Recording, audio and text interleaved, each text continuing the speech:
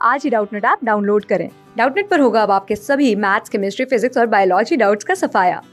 बस अपने क्वेश्चन की फोटो खींचो, उसे क्रॉप करो और तुरंत वीडियो सोल्यूशन पाओ। Download now.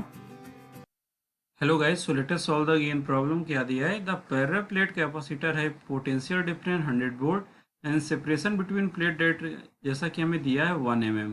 इलेक्ट्रॉन को प्रोजेक्ट किया जा रहा है और बोला है कि अगर इलेक्ट्रॉन बिना डेविएशन के बाहर निकलता है तो कितना होना चाहिए मैग्नेटिक फील्ड की वैल्यू। मतलब इलेक्ट्रॉन की जो ओरिजिनल डायरेक्शन है वही बाद में भी रहे तो क्या होनी चाहिए मैग्नेटिक फील्ड की वैल्यू, क्या होना चाहिए मैग्नेटिक फील्ड का डायरेक्शन। तो गाइज अगर इस पार्टिकुलर प्रॉब्लम को हम समझ पाएँ तो हमें पता है कि इलेक्ट्रॉन जैसे ही इलेक्ट्रिक फील्ड में आएगा, क्योंकि प्लेट के बीच में पोटेंशियल डिफरेंस है तो इलेक्ट्रिक फील्ड आएगा। इलेक्ट्रिक फील्ड में चार्ज आया तो उस पर इलेक्ट्रोस्टैटिक फोर्स लगेगा और इलेक्ट्रोस्टैटिक फोर्स की वजह से इस चार्ज में क्या होगा, डेविएशन होगा। मगर अगर हम ये चाहते हैं कि डेविएशन नलीफाइड हो जाए तो इसका मतलब यहाँ पे हम कोई ना कोई मैग्नेटिक फील्ड अप्लाई करेंगे जो उतना ही इलेक्ट्रिक फोर्स प्रोड्यूस कर रहा है जितना कि मैग्नेटिक फोर्स प्रोड्यूस होना चाहिए।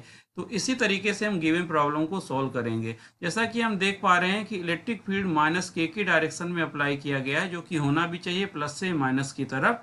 और इलेक्ट्रिक फील्ड की वैल्यू अगर हम लिखना चाहें तो we can say that change in potential divide over distance. Change in potential हमें कितना दे के रखा है, प्रॉब्लम में बोल के रखा है कि प्लेट के बीच में पोटेंशियल है 100 वोल्ट का, तो that is the 100 divide over 1 mm। 1 mm को मीटर में कन्वर्ट किए तो ये वैल्यू हमारे पास आ गई 10⁵ वोल्ट पर मीटर। अगर हम इसकी डायरेक्शन गाइज लिखें तो डायरेक्शन क्या होने वाली है, that is the minus K cap. ये हो गई इलेक्ट्रिक फील्ड की वैल्यू। अब मुद्दा ये है कि फोर्स कितना लगेगा, तो फोर्स होता है चार्ज पे, पॉजिटिव चार्ज पे फोर्स होता है इलेक्ट्रिक फील्ड की डायरेक्शन में, तो नेगेटिव चार्ज पे फोर्स होगा इलेक्ट्रिक फील्ड की अपोजिट डायरेक्शन में। E into capital E. अगर इस वैल्यू को हम यहाँ पे पुट कर दें तो this can be written as 10⁵ into E. और गाइज डायरेक्शन क्या हो जाएगी, that is the K cap opposite to the electric field. तो यहाँ से इलेक्ट्रिक फोर्स की वैल्यू हमने फाइंड आउट कर ली।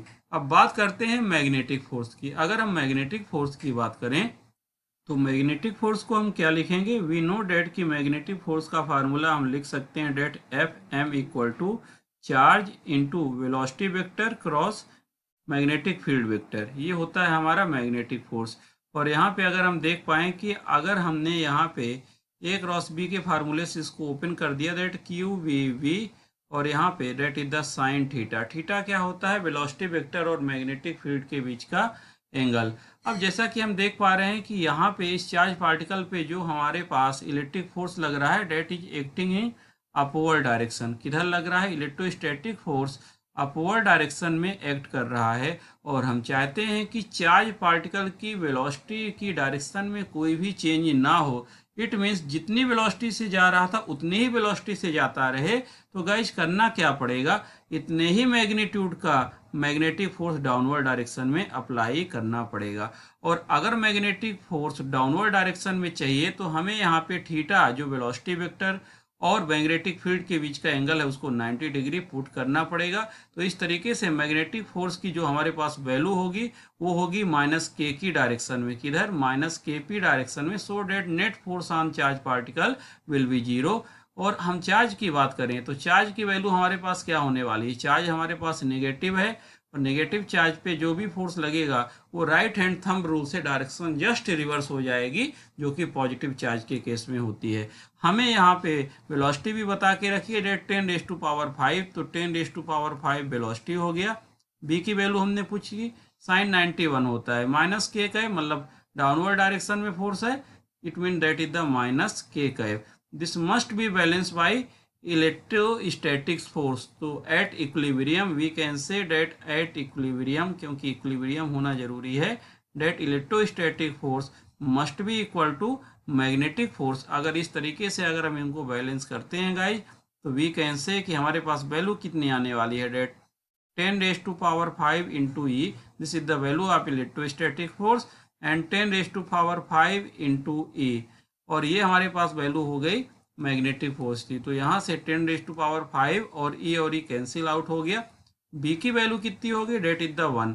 ये तो मैग्नीट्यूड हो गया। अब हम डायरेक्शन की बात कर लेते हैं। अगर हम राइट हैंड थंब रूल से देखें राइट हैंड थंब रूल से अगर हम देखें तो अगर हम राइट हैंड फिंगर को एक्सटेंड करते हैं वेलोसिटी की डायरेक्शन में और अगर हम उसको मैग्नेटिक फील्ड की डायरेक्शन में उसको कर्ल करें तो जो हमारा राइट हैंड का थंब होगा वो हमें डायरेक्शन बताएगा फोर्स की। हमें फोर्स की डायरेक्शन किधर चाहिए? फोर्स की डायरेक्शन चाहिए -k की डायरेक्शन में। इसका मतलब यहाँ पे जो मैग्नेटिक फील्ड होगा वो किधर होगा? +y की डायरेक्शन में। इट मीन्स हम इसको बोल सकते हैं that is the J cap की डायरेक्शन में। तो ये हमारे पास आ चुका है मैग्नेटिक फील्ड की वैल्यू और उसका मैग्नेटिक फील्ड की वैल्यू एंड उसकी डायरेक्शन। हम चाहे तो इसको राइट हैंड पाम रूल से भी कर सकते हैं या हम सिंपल वेक्टर के रूल से भी कर सकते हैं। वेक्टोरियल फॉर्म में लिख के हम इसको क्रॉस मल्टीप्लाई करके भी हम इसका रिजल्ट निकाल सकते हैं। That is the option B is the right answer. Class 6 से 12 से लेके नीट, IIT, JEE मेंस और एडवांस के लेवल तक 10 मिलियन से ज्यादा स्टूडेंट्स का भरोसा। आज ही डाउनलोड करें डाउटनेट ऐप या व्हाट्सएप कीजिए अपने डाउट्स 8400 400 400 पर।